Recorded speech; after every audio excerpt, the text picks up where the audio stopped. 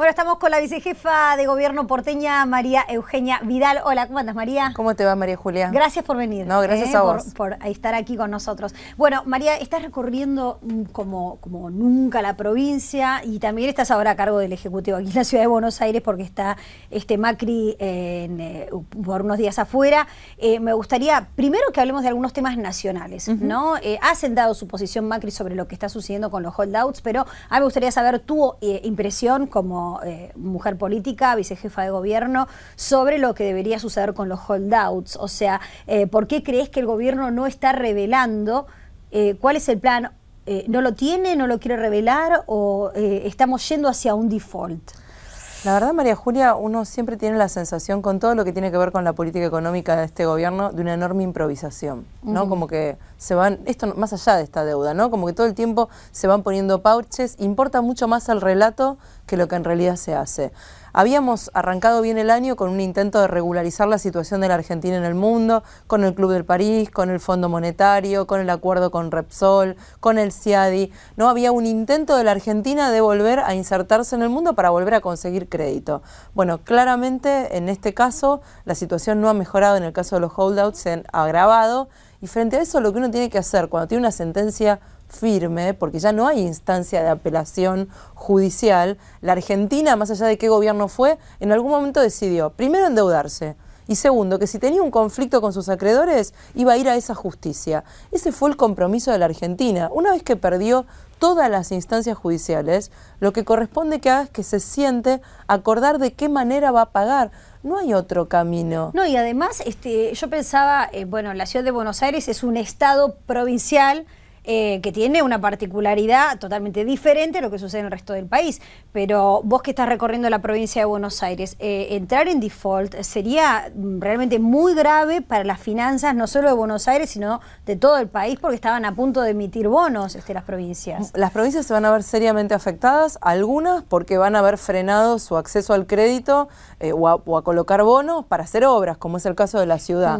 Pero hay otras que dependen de eso para pagar sueldo o aguinaldo, ¿no? La situación de la provincia de Buenos Aires es crítica, es muy delicada. Hoy está atravesando una situación límite con los comedores escolares por el no pago de proveedores, porque ha reducido cupos, porque ha bajado la calidad de la comida. No estamos hablando de cosas básicas. Perdón, ¿no? pero ¿qué está pasando con los comedores escolares? Porque yo he escuchado que hay un retraso en el pago, que se aportan 7 pesos por cada almuerzo de los chicos. Cuando consulto en el gobierno de la provincia de Buenos Aires, me dicen que ese monto en las escalas industriales en las que se compran no es que no se les puede dar un plato de calidad y que están pagando con retraso, pero que están pagando. Vos recorriste, no sé, 60 municipios en los últimos meses, ¿no? Estás todo el tiempo en escuelas y viendo qué es lo que sucede. Contame cuál es la realidad que vos palpás. Primero, ni siquiera en escala se puede garantizar con 7 pesos por día una comida de calidad. Eso es una mentira. Segundo, la única realidad en la que me cuentan las docentes, las directoras de escuela, las mamás que mandan sus chicos a escuela pública y que me dicen que los chicos comen cada vez más seguido arroz y fideos y menos carne, porque obviamente el proveedor, al no recibir el pago, empieza a mandar comida de menos calidad, y además el retraso de los proveedores por otro lado. Y además se ha reducido el cupo, o sea, no solamente se come comida de peor calidad, sino que menos chicos reciben comida. Y en una situación de recesión, en una situación donde la pobreza aumenta, el Estado tiene que estar más presente, no menos presente. Entonces la situación de la provincia en materia de insumos en hospitales, en materia de comedores escolares, en temas muy básicos y sensibles, en las becas que se pagan para los chicos que tienen que ir a hogar porque no pueden quedarse con sus familias, meses que llevan sin cobrar los hogares que le dan un lugar a estos chicos. Digo, son situaciones muy críticas que no pueden seguir postergándose. Pero por ejemplo, ¿hay escuelas a donde se cerraron los comedores? Porque es gravísimo esto. No, lo que sí ha habido son comedores que antes cubrían una determinada cantidad de chicos y ahora han recibido la instrucción de nivel central de que se va a dar menos viandas. Y otra cosa que sucedió en marzo y que no se supo en los medios, pero que yo en varios distritos lo percibí, es mientras duró el paro docente, durante un determinado tiempo del paro el gobierno decidió no dar de comer a los chicos. Los chicos no tienen culpa del paro y muchos dependen de esa vianda, en algunos casos porque es la única comida que van a comer durante el día. Entonces, estos temas están más allá de la política, son temas que son centrales, que son básicos, y la verdad que cualquiera que administra una provincia sabe que con 7 pesos uno no le puede dar una vianda de calidad a un chico. Y aún en escala no se puede garantizar esa calidad. En la ciudad pagamos mucho más, y además se actualiza el monto cada año justamente porque vivimos con la inflación. En la ciudad está arriba de los 15 pesos. Arriba de los 15, está o sea, el arriba de doble. los 15 pesos, más del doble. Con lo cual, la verdad que decir que uno garantiza calidad con eso no es serio.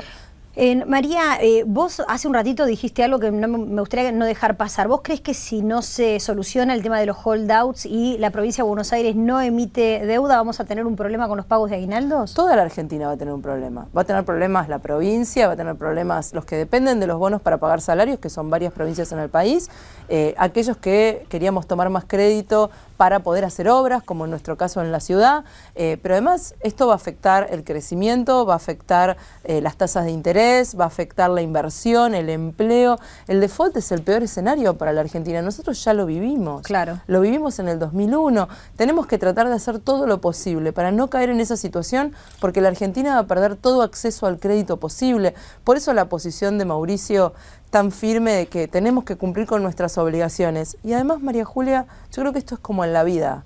Si te endeudaste y tomaste la decisión de tomar esa deuda y tu acreedor espera que le pagues, tenés que pagarle, porque si no nadie más va a creerte para volver a prestarte.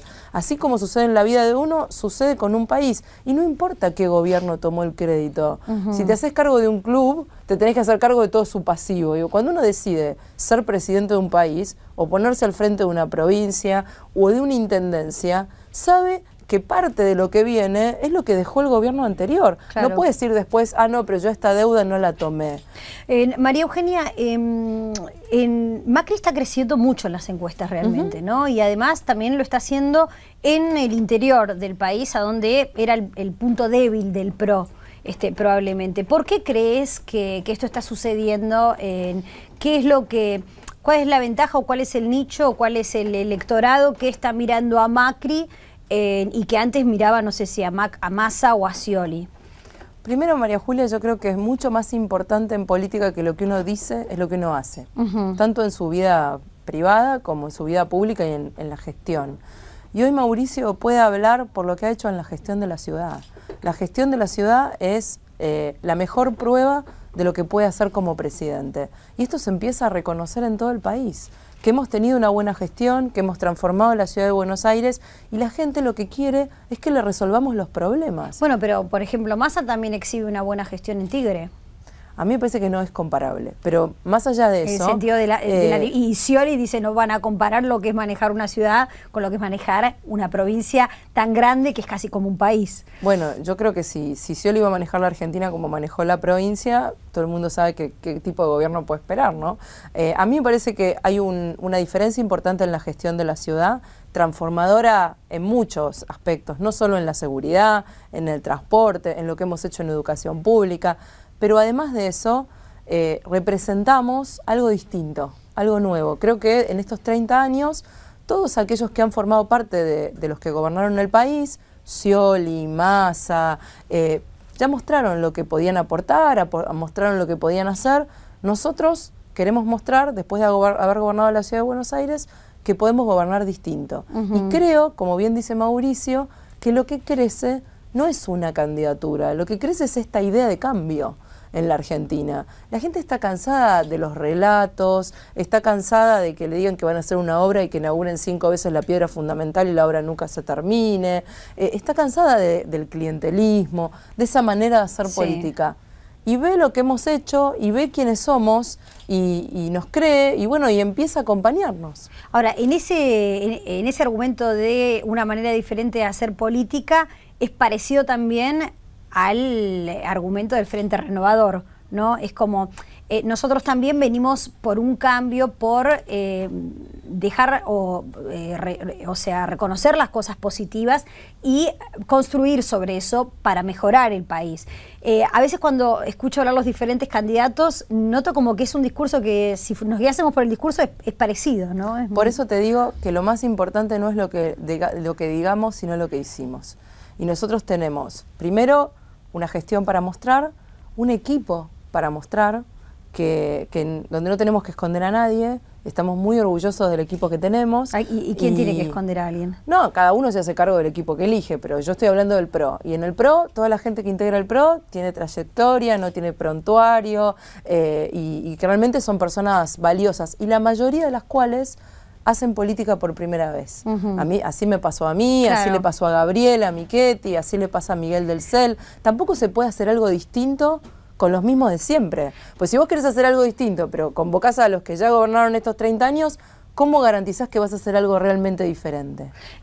María, ¿cuántos años hace que estás en política? Y 10 años, 10, 12 años. ¿Qué hacías antes? ¿Qué hacía antes? Trabajaba en el Estado, pero trabajaba desde un lugar más técnico. Y antes de trabajar en el Estado, me las rebusqué en distintos lugares. Antes de recibirme, yo soy licenciada en Ciencias Políticas, pero bueno, empecé como pasante en la ANSES hace varios años ya, y bueno, a partir de esa experiencia decidí que el Estado era el lugar donde yo quería estar, que me gustaba lo público, y a partir de que conocí a Mauricio en el año 2002, dije, bueno, voy a dar un pasito más, y aparte de trabajar en el Estado desde un lugar más técnico, me voy a meter en política. Y meterse en política en este país, ¿no?, tan crudamente machista como lo es en las empresas, corporaciones, en los medios, en la política, igual que en todos los demás. Es jorobado, ¿no? En todos lados para las mujeres es difícil. Siempre hay un doble examen. Pero yo elegí no tomar eso como un lugar donde victimizarme, claro, sino como un desafío. La verdad que me dije a mí misma, bueno, va a ser más difícil porque es mujer, y lo voy a hacer igual, ¿no? Lo tomé más como un desafío de, a pesar de, voy a mostrar que se puede. Y yo además tengo la teoría de que lo que hacemos las mujeres en distintos ámbitos y los lugares que ocupamos, de alguna manera facilitan la huella para las que vienen atrás. Sí. ¿No? Yo siento que para mí como que nos está tocando bailar con la más fea probablemente. Bueno, pero ahora, si yo pienso en mi abuela, sí, o pienso en mi madre, sí, seguro que para mí fue más fácil que para ellas, y espero que yo tengo 2 hijas mujeres, espero que para ellas sea más fácil que para mí, ¿no?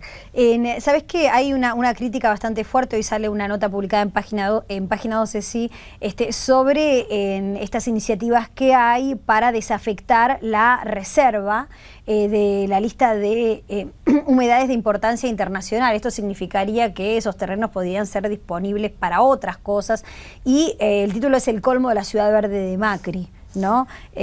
¿Por qué están con esta iniciativa? ¿Por qué ocurre Primero esto? Nos está desafectando la reserva. Es un sector específico de la reserva donde no están los humedales, y donde de hecho es un sector de hormigón, sí, de la reserva, donde ya hay un espacio ocupado por un enorme hormigón, y eso es lo que se está destinando a un centro de transferencia y de trabajo operativo para la recolección de residuos. A la ciudad le hacían falta varios predios para instalar centros verdes, desde donde los cartoneros puedan hacer separación de residuos de manera protegida y en condiciones de salubridad. Le hacían falta centros de transferencia también, que tiene que trabajar para operativamente hacer una mejor recolección. Y bueno, lo que estamos haciendo es destinar algunos sectores de acuerdo a zonas en la ciudad para que esto sea posible, pero esto no es afectar los humedales ni terminar con el área verde de la reserva, sino un sector donde ya ha instalado un hormigón, bueno, allí sí hacer ese trabajo operativo. De todas maneras, esto tiene que ser aprobado por la legislatura, nosotros no tenemos mayoría ahí, si sale va a ser una ley por consenso, como todas las que hemos hecho relevantes en la ciudad. María, igual hay temas que van a seguir o siguen sin resolverse, ¿no son un poco inflexibles, por ejemplo, con el tema de Trapito? Siempre proponen la misma cosa que no consigue el consenso de los otros sectores políticos, ¿no? Y sigue sin resolverse ese tema, por ejemplo. Es que la verdad es que ahí nosotros tenemos una convicción muy firme, que es que nosotros no podemos permitir que se cobre por algo que es gratuito en el espacio público. Y además, sin ingenuidad, más allá de que hay casos sociales que deben tener respuestas sociales y que el gobierno de la ciudad las tiene, también aquí operan impunemente muchas mafias, ¿no? Cuando uno va a recitales, a eventos deportivos, a determinadas zonas gastronómicas de la ciudad, allí no estamos hablando de casos sociales, estamos hablando de gente organizada que ni siquiera permite que otra persona que necesite venga a hacer ese trabajo allí, que se organizan por cuadras, que si la gente no les da el dinero amenazan con dañar el auto. Digo, eso no puede permitirse, porque en una ciudad donde todos tenemos que convivir, la convivencia es para todos, no es que se impone la ley del más fuerte, yo vengo, te amenazo con que te voy a romper el auto y entonces vos me tenés que dar la plata que yo te pido. No es así como se vive en sociedad. Y esa defensa de ese valor la vamos a seguir haciendo, por supuesto, siempre desde el Estado, generando espacios de inclusión laboral, espacios de capacitación. Todo eso existe en la Ciudad de Buenos Aires. Y María, ¿por qué no se puede hacer nada para cerrar? Dentro de un rato vamos a estar hablando acerca de prostitución y de otras iniciativas en el resto del mundo, como en Suecia, como es penalizar al consumidor de prostitución. ¿Por qué en la Ciudad de Buenos Aires siguen existiendo garitos, pubs, lugares a donde se ejerce la prostitución y probablemente también haya trata de personas, ¿no? ¿Qué es lo que no pueden manejar desde la ciudad, lo que no coordinan con Nación? Ahora, bueno, tienen una mejor relación con Nación. Digo, ¿cómo está la cosa por ese lado? La trata es un delito federal, con lo cual lo que necesita es la intervención de la justicia federal. Lo que nosotros hacemos, la ciudad lo que tiene es una competencia administrativa. Puede ir a controlar en un local las condiciones de higiene, las condiciones de salubridad, si el local está habilitado de acuerdo al rubro. Ahora, no puede, la prostitución en sí misma no está prohibida, lo que está prohibido es el proxenetismo y es difícil demostrar proxenetismo adentro de un local. Generalmente se disfrazan de whiskerías, de locales bailables, de bares, no abiertamente se presentan como prostíbulos. Y las propias mujeres y los clientes no admiten estar en una situación de intercambio, ¿no? Con lo cual es como muy difícil, tenemos que encontrar en el lugar dormitorios, generalmente los dormitorios no están en ese lugar, sino que están en otro lugar separado, no están en el mismo O sea, boliche. Lo único que pueden hacer ustedes es clausurar... Podemos clausurar, lo que sí hemos hecho muchísimo es clausura por desvirtuación de rubro. ¿Qué quiere decir esto? Vos me decís que tenés funcionando un bar, pero en realidad tenés otra cosa. Entonces, yo lo que hago es te clausuro y te quito la habilitación. Y eso requiere que vos no puedas seguir funcionando. Así hemos hecho casi 30 casos en la ciudad y de clausura llevamos arriba de 150. Pero la clausura, ¿qué pasa? La clausura es administrativa. Si viene un juez y la levanta, el local puede volver a funcionar. Con lo cual, es una pelea ardua. Por supuesto, hemos avanzado muchísimo y controlamos y hacemos operativos con la Policía Metropolitana, con la Unidad de Derechos Humanos. Ahora lo que estamos haciendo es entrar en estos lugares, la Policía Metropolitana, la Agencia y la Unidad de Derechos Humanos de la ciudad, y trabajamos con las mujeres víctimas de trato que creemos o sospechamos que pueden ser víctimas de trata, dándoles todas las garantías para que puedan hacer la denuncia, ¿no? Vamos avanzando con el paso del tiempo, pero es una pelea difícil, no es una pelea fácil, sobre todo porque está de alguna manera socialmente está tolerado esto, ¿no? Y existe un mercado de clientes, nosotros lo decimos siempre, sin cliente no hay trata. Totalmente. Y no se penaliza al cliente, se penaliza eso a la actividad. Vamos a estar hablando con una de las periodistas de aquí de Infobae, porque hay una iniciativa que ya está siendo instrumentada en Suecia, que es la penalidad a los consumidores de prostitución, ¿no? Y que es una iniciativa que la verdad que es raro que nadie haya estudiado todavía, pero que probablemente puede ser importante o interesante, ¿no? Porque lo que vos decís se encuentra con todas estas dificultades, ¿no? Para poder ser instrumentada. Y por último, otro de los temas del día es el tema del fiscal Campagnoli, el jury, que, bueno, la novedad es que el tribunal negó el pedido de los fiscales para ampliar la acusación. ¿Qué crees que va a suceder finalmente en este juicio?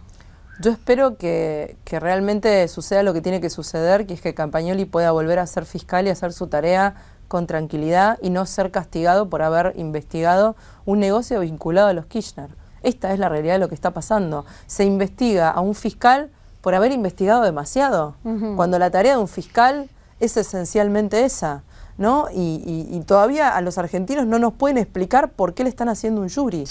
La verdad que me parece un disparate y me parece que, como pusimos muchos en Twitter ayer, todos somos Campagnoli, y en lo que se defina con Campagnoli hay un claro mensaje al resto de los jueces y al resto de los fiscales sobre dónde se puede meter y dónde no. María, ¿qué pensás que debería hacer Vudú? Se sumó una nueva indagatoria por otra causa y está cada vez más comprometido. ¿Tendría que dar un paso al costado? Yo creo que se tiene que presentar todas las veces que lo convoque la justicia y que además políticamente tiene que dar explicaciones en el Congreso. Creo que esto amerita que el Congreso evalúe la posibilidad de juicio político o de crear una comisión investigadora. No se puede seguir eludiendo al Congreso, que es lo que establece la Constitución en estos casos, y desde el punto de vista judicial que se avance cuanto antes en tiempo real, no 10 años más tarde que esta causa siga cursando, como vimos la de María Julia, claro, o como vimos la de la Rúa. ¿Y crees que por la gravedad del caso que está siendo investigado podría haber actuado Vudú sin el consentimiento de la presidenta? No lo sé, pero creo que la justicia también es algo que tiene que investigar. ¿Y crees que la justicia tiene que hay apoyo político, sobre todo teniendo en cuenta que mientras eso sucede, Campagnoli está siendo investigado, que otros jueces y otros fiscales, o sea, Rafecas, Rívolo y también Righi, fueron apartados en el medio del proceso de la causa Ciccone? ¿Crees que la justicia tiene fuerza propia para poder avanzar sobre el poder político real, como está sucediendo? Hoy creo que hay un ataque virulento del poder político a la justicia para que no investigue. Aún así, creo que el juez Lijo ha sido muy valiente y ha podido avanzar en la investigación. Por supuesto, lo que pase con Campagnoli es clave. Por eso es importante que salgamos a la calle, que lo defendamos públicamente, porque en Campagnoli se simboliza mucho lo que puede pasar después de que termine su jury. ¿Y ese ataque a la justicia vos crees que comenzó con el kirchnerismo o se agudizó con el kirchnerismo? No, definitivamente podría haber presiones políticas en otros gobiernos, pero lo que ha hecho el kirchnerismo con la justicia es algo que no ha sucedido nunca. El nivel de presión, de manipulación, de condicionamiento es algo nunca visto. Tenemos un juez como Yarvide que ha dicho abiertamente que un funcionario lo llamó para parar un allanamiento y él lo paró y nada sucede. Y estamos apurados por juzgar a Campagnoli, ¿no? Claro. Es como el mundo al revés. Creo que a partir de la intervención del Ejecutivo en el Consejo de la Magistratura, un consejo que se pensó en la reforma de la Constitución como independiente y justamente para despolitizar el nombramiento y la remoción de los jueces, bueno, se transformó en todo lo contrario gracias al kirchnerismo. Y más allá de que decís que sería bueno que de las explicaciones que tiene que dar Vudú en el Senado, ¿no te parece que sería saludable que dé un paso al costado mientras y se presente como un ciudadano común? Yo creo que esa es una decisión personal de él. Creo que lo que podemos exigirle, que está establecido en la Constitución y que es lo que institucionalmente corresponde en el caso de él y de todos los funcionarios involucrados, es que vaya a la justicia, que se defienda en la justicia y que la justicia actúe con total independencia e imparcialidad y que le demos la garantía a la justicia para actuar con independencia, y desde el Poder Legislativo que se presente, que se someta a una interpelación si es necesario, que se haga una comisión investigadora, que se evalúe si hay causal de juicio político, y eventualmente ese es el camino para la destitución si los espacios políticos creen que Vudú tiene que ser destituido. María, estás aspirando a un cargo ejecutivo en el gobierno como gobernadora de la provincia de Buenos Aires. En el caso de que llegases, de que estuvieses en ese lugar, ¿se te ocurre tener que haya debajo de la Secretaría o del Ministerio de Cultura una secretaría parecida a la de Ricardo Forster? Me parece un disparate. Me parece que el Estado te diga lo que tenés que pensar es exactamente lo más alejado de lo que uno puede pensar de democracia. Creo que es otro disparate más. Solo que por suerte, como esto ya estamos en el fin del ciclo del kirchnerismo, va a tener poco efecto. Pero como medida simbólica me parece un disparate. María, muchísimas gracias. Gracias a ustedes. Aquí en Infobae. En un ratito volvemos con más información. Quédense ahí.